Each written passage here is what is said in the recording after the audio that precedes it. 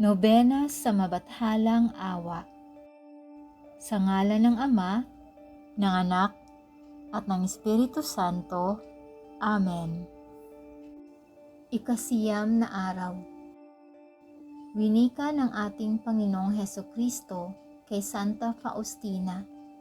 Ngayong araw na ito, dalhin mo sa akin ang mga kaluluwa na nanlamig at ilubog mo sa kailaliman ng aking malaking pagkaawa.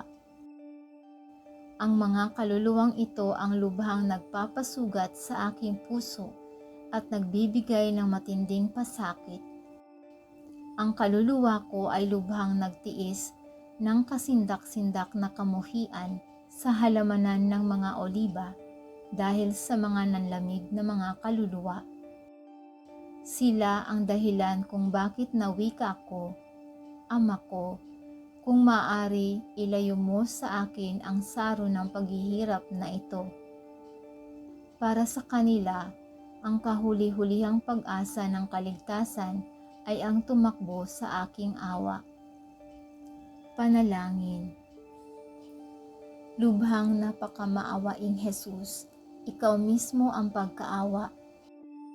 Dinadala ko ang mga nanlamig na kaluluwa sa tahanan ng iyong napakamahabaging puso.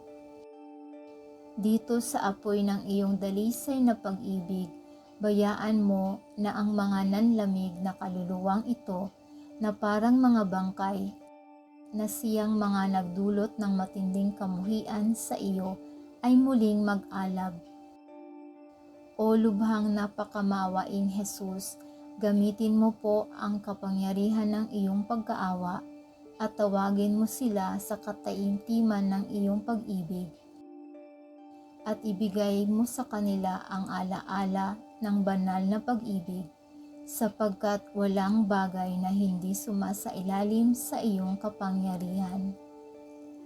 Walang hanggang Ama, ilingon mo ang iyong maawaing titig sa mga malamig na kaluluwa na kasama rin sa napakamaawaing puso ni Jesus.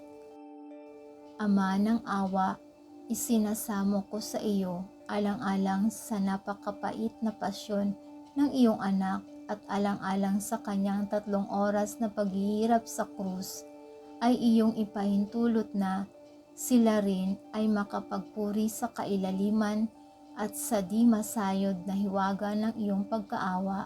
Amen. Sa ngalan ng Ama, ng Anak, at ng Espiritu Santo. Amen.